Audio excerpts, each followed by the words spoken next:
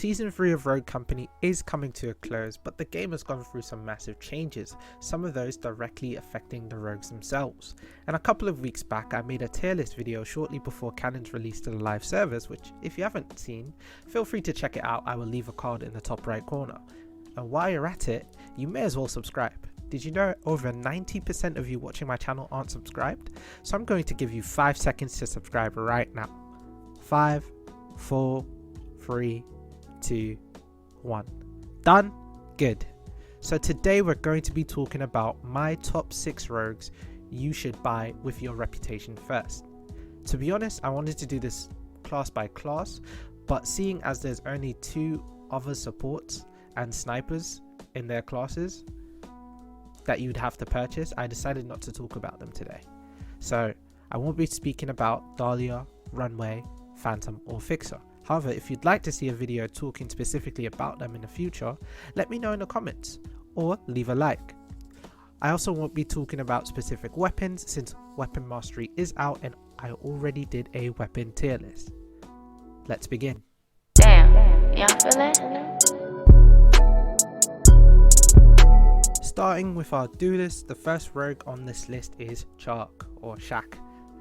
He can wipe out teams by himself and his ultimate and perks keep him alive long enough to continue fighting.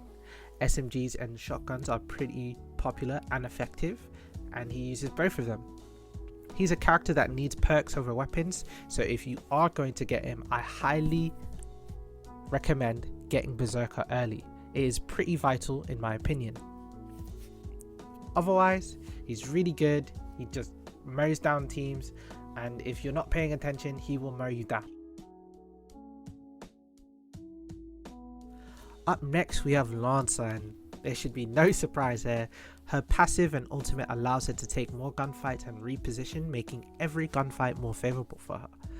She's a great pub stomper with great weapon classes at her disposal, and her only negative is that if she's spotted or revealed, enemies will not hesitate to put you into early retirement.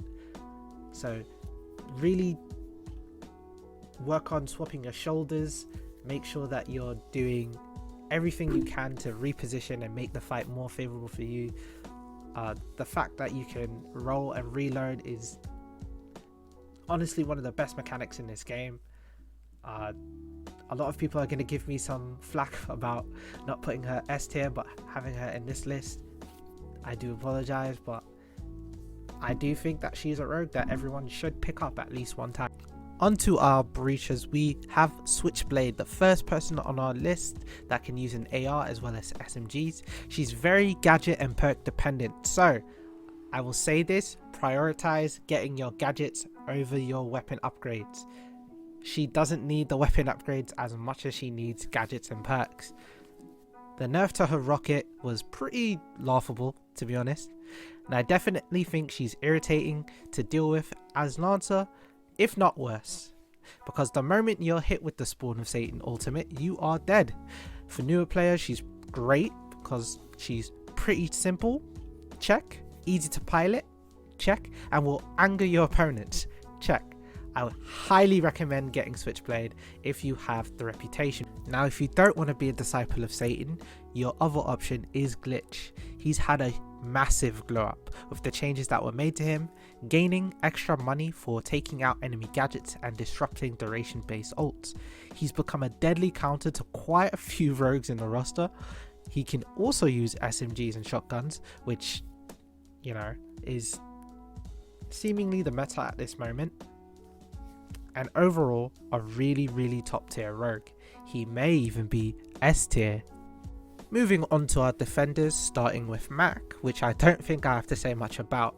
Using both SMGs and LMGs, Mac is definitely a powerhouse in Rogue Company.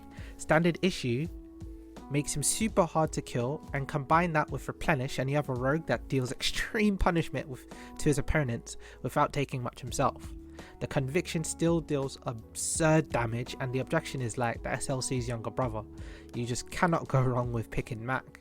He's still very good, and he will definitely net you a lot of eliminations, a lot of downs if played properly. Last but certainly not least, we have Cannon. This rogue comes equipped with adrenaline shots, tenacity, life drain, and headstrong. He's the most beefy rogue we've ever seen up to this point. He's extremely difficult to kill if he's prioritizing perks, able to use ARs and shotguns, so very good from close to long range, and his ultimate can mow down an entire team in seconds.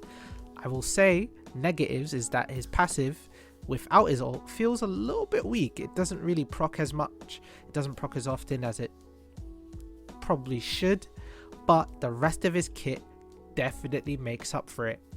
If you want like probably someone feeling as close to Mac without feeling like an absolute degenerate because you're using the conviction, then definitely use Cannon. Cannon is very strong, very tanky, and like he definitely deserves the spot in the list. And there you have it, 6 roads you should purchase in season 3. If you enjoyed this video, please leave a like, it really does help me out in the algorithm, and comment who would you replace on this list and why. I would love to hear your thoughts. Good luck on your games, take care, and peace. Hush.